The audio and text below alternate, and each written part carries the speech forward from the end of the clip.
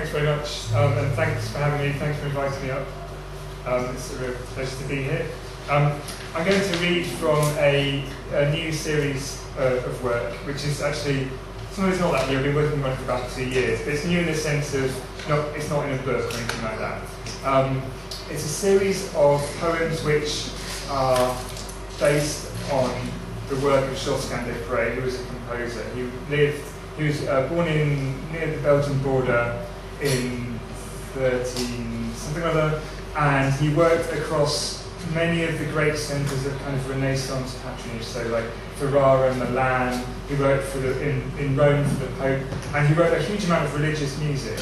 But he also wrote these secular chansons, which were popular music, and I've been working with those. And I'm not a translator, and I kind of hesitate to call these things translations. There's sort of versions or writings through or writings around these texts and these scores. So I've been working with the material, I've been working with the scores which were written, which were printed, I should say, many years after his death, and they're kind of quite unreliable material. I've been working with visual material, I've been working with some of the compositional strategies that he used. So he used a lot of mathematical and kind of procedural techniques to make his own works, which I found very kind of fruitful. So that's what I'm going to be reading.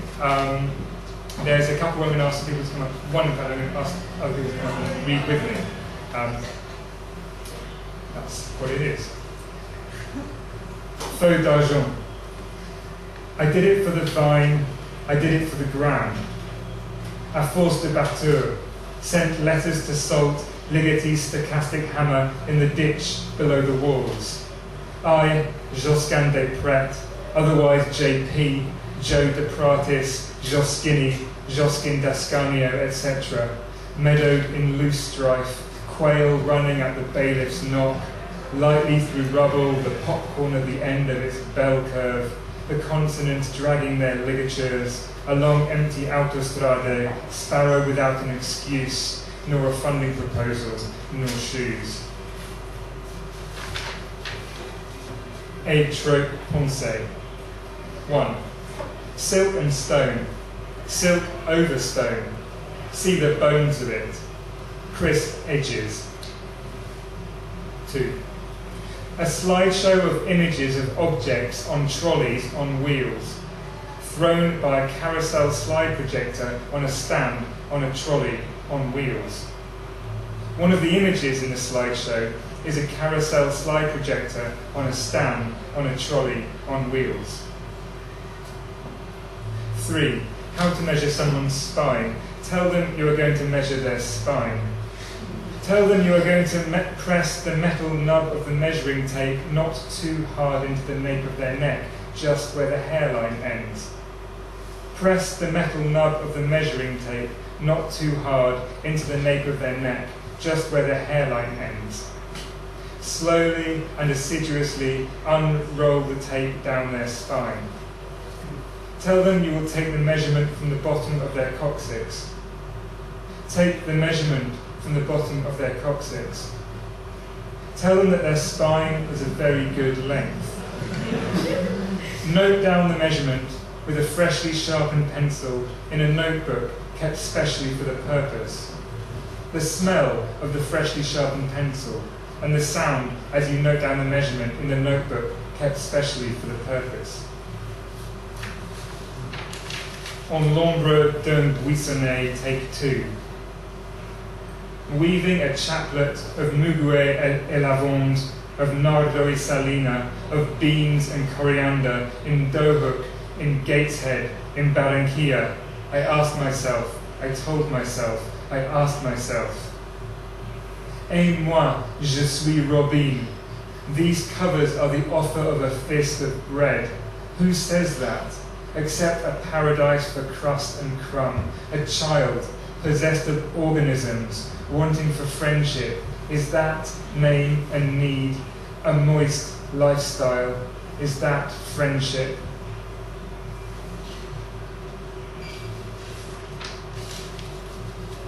Douleur me bat, Motivic Cells remix. Slapped by dollars and sad billfolds, Nux vomica, a goat's embrace. Desire dressed me in wolfskin wallets. Protrusions bled in rice paddy folds. Vesicular trafficking in frog bone brace. Bleb to bleb in biscuit pallet. I'd prick faded nylon to crease financial trysts. I'd grab a Corby press to fix your orthodontist. I'd clip acetate statins up banks the Tiber mist. Cœur langoureux. Sun rays carve past polar terminals, gusty bacchantes cower, ptarmigan hawk moths overcome at lavender's flare, phosphorus under patinate dust. Lemon paste lodgers arbitrate unreal and almost. Tamarisks lash purple-veined marbles, sore spots. The architrave has none of that. Rules and frames, distant sandstones, cotta, cruda, called in jade, quarry landmass for balsam figments, cuspid valves gallop after in autumn hail. And a cobalt canister that rolls to balustrades, a Switzer's mask of Roman lung-attacking gas, unremarked sabots, carnal pink, and purest forms, camouflage caliphate, Bundesbank chaos safe as villas. That grotto fabula fakes it, take as dolloped. That your hashtag Vita burnt real caimans on fantasy lakes. And can I ask James and Joey and Wanda to come up to help me read this next one, which is called Farmer Marlem, and is a version, or I still don't know what to call them, of a setting by Josquin of a few lines by Virgil about evil rumour or bad reputation. Rumour,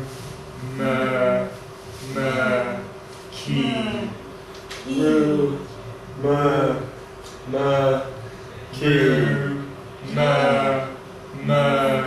key. Rumour, key. As it quickens, as it passes, as body to body, as cell phone cell, as whipping tails accumulate a grainy nimbus.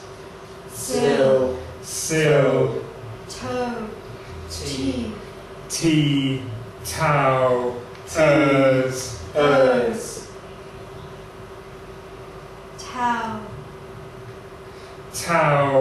ers. tau,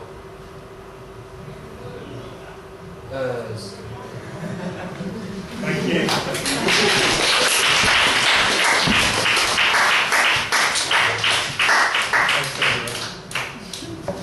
Plain de deuil. The way a surface folds as it grows, the periodicity of wrinkles, the way a piano says umeshu, umeshu, the pressure a voice exerts. Suppose that I was composed of two layers of plastic, the clarity of its harmonics, one compressing with less effort than the other, carrying a discourse on gourds and squashes. This is when folds appear. Or looking absorbently at a painting in which green tries to balance black, could one point at that and call it the start of representation of cloth? Ontogenesis is no more simple, how a strand of hair escaped, combs down to touch the lips. Okay, so you're in the sea, and it's not the sea of being, it's like the real sea. Salt water in your ears, gulping it down, burns your throat with cold, and the green wave moves you up it like an escalator that intends to drown. And then a gourd appears, tubby, hollow zucca spurting over the crest, and of course you grab it, hug it under your armpit tight, and try not to fear the depth beneath. I give you the surface of my life. Nymph nappe. Your creamy breath, high altitude, dust compress, unrolling for murder, emergente da carbon twist, da una vasta, starless air. A cut tongue quivering for a just handclap. compresses vagrant darters in dolomite. One caught in airless favela chic carvings. Red time stains itching a vagrant emperor. The whole town tumulto per turboprop drones, tracheal cycles, un tuonante skimmer.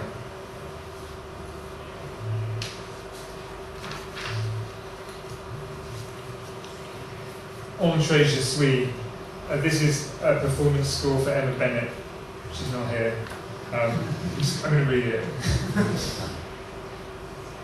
1. Try to get the garden cane level, round about neck height. I'll leave it up to you. Maybe 2 mic stands will do it.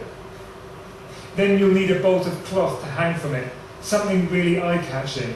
Try raised stitch on Essex Road. Rig the apple, the peach and the plums to either side.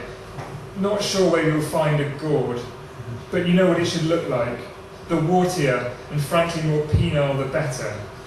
Smooth the cloth forwards where it hits the ground to make somewhere to stand, and fix the cartellino by means of 3 drops of wax to a prominent place on the superstructure.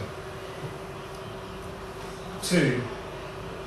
Talking about corrugations. Talking about oubliettes. Talking about the European drumming scene. 3. Swatting a fly. Brushing a fly. Chasing a fly away with a rag.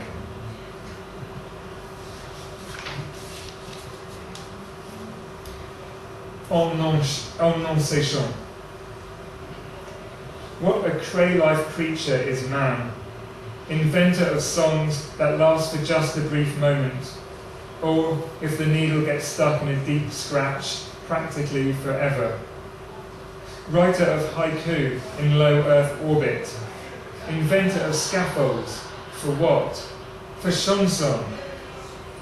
My heart is going like a lizard, like the song of a finch, like a key when it paddles loose in the lock.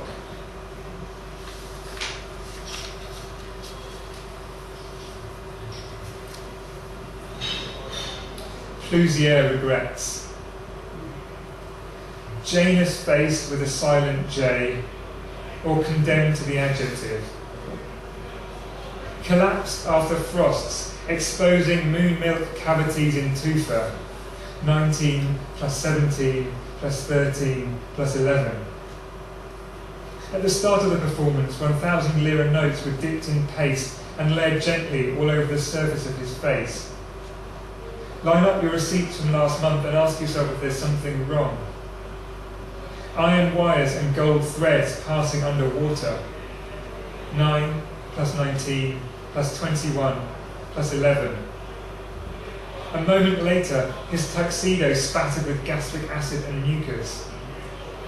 The nearby volcanoes have upset the usual ratio of isotopes. The mathematician nicking a baboon's fibula to make her calendars. Lightly through rubble, the jewelweed popping in the heat.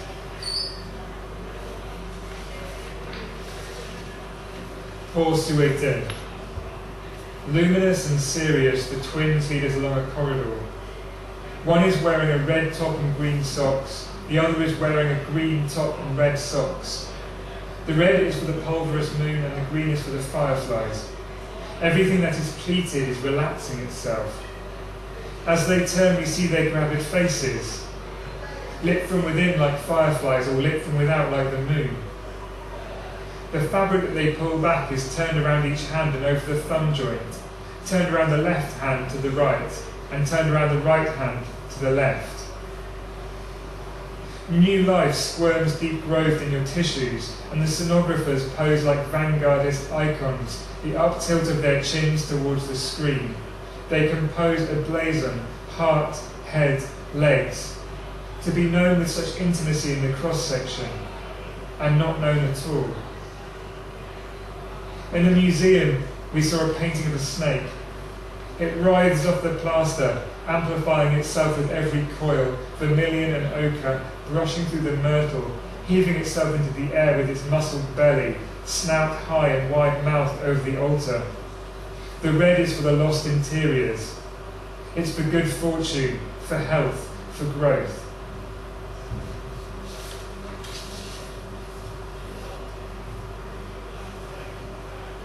C'est quand j'y ai pris, Pierre Priest Acid Remix.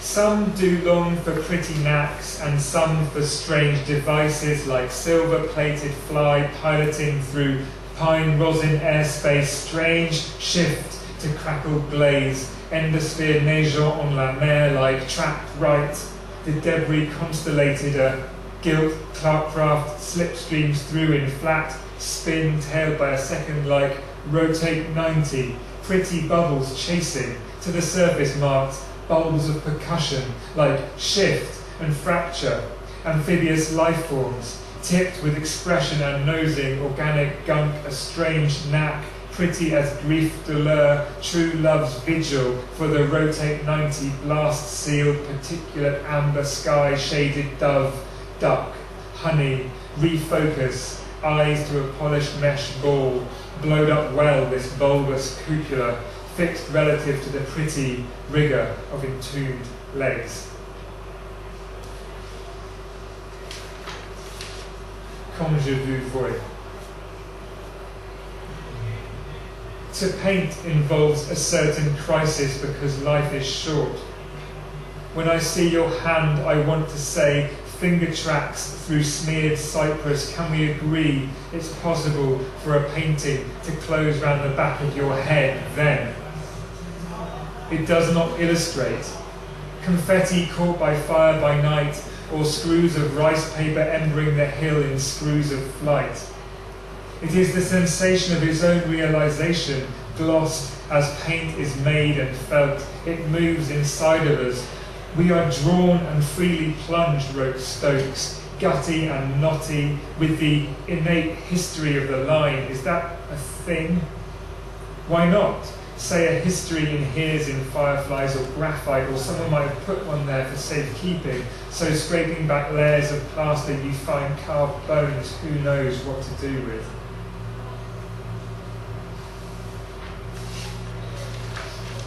Nymphe des Bois. A light poem in memory of Josquin, writing through 6 monochromes, looks perpetually say at aise.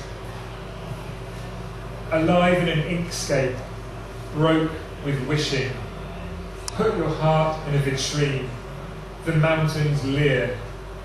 No spawn where Issa, tarp on the water wheel, in the frozen pond at Ganshoin, of Japanese lanterns, his little frog to live.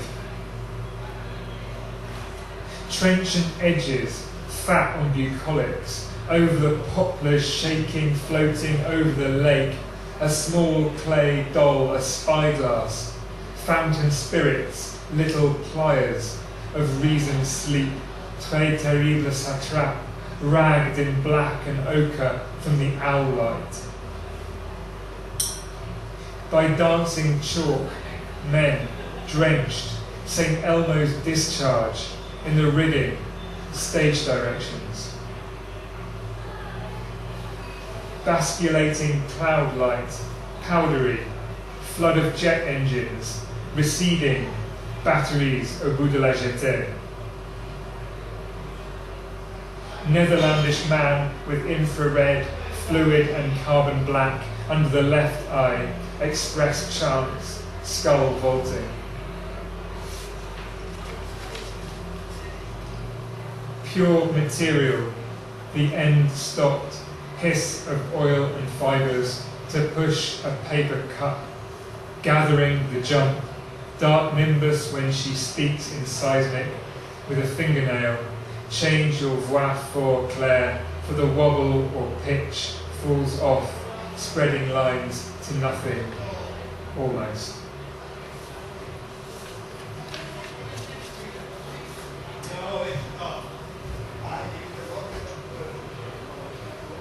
To finish, I'm going to read a short story. The lathe had melted. Not in a fireball way, not in a real incendiary way, she just couldn't see it any longer. She could still hear it peeling the log. She could still smell the maple dust, but the long chassis wasn't there anymore. Instead, she was up to her knees in a small pond and a moorhen was pecking around her. She waded slowly through the weeds towards the bank, feeling the water's drag. She stubbed one foot against the operator's table and she was staring at the stop button. Carefully so no one saw her, she flexed her inexplicably dry legs. The next time she was halfway up the stairs above the pressing shop in the other building, waiting to speak to Mr. Jenkins. Colin had passed her on his way down with an armful of files and disappeared into a steep bank of turf. It must have risen up to replace the floor and the shelf of platters. She'd wished the earth would swallow him up just last week. Was that it then? The sedge where the slope met the water bowed, and as the breeze released it, gave a familiar click which she couldn't place until she saw Jenkins' door open. The third time, she was famished and wondering how she could persuade her sister to kill one of the chickens with no special occasion she could think of and all of them laying well. She was walking past the prefabs on Ashcroft Road, squatting in their flattened nests, the one on the corner with the child's trike out front up to its saddle in nettles, when, quite slowly and perfectly, the whole street sank sweetly into the earth, first the prefabs and then the intact terraces, zippered into the ground and wild grasses pulled to the surface in their wake. For a while she stood and watched the striations made by the wind. She watched as two bees, one much fatter than the other, inched minutely over the head of a globe thistle, appearing and disappearing from view. And turning her head carefully back and forth, like one whose ears are full of a liquid that mustn't be spilled, she found she could hold them both at the same time. The fireweed triumphant between jostled road slabs and the cracked sign reading Xaco, and the Bedford backfiring as it turned the corner of the tarmac newly laid. The three blind windows of the old works, and the low bunker of grassed earth that shimmered beneath the surface of its walls. There was a knack to it, that was all, unfocusing your eyes to keep both near and far in sight. And there's two footnotes to this story. One, is then the process we call evolution, with all its manifest expressions, but one universal expression of the organization of the environment itself? Is the environment alive? And two, the individual may be but an organ of a more complex organism.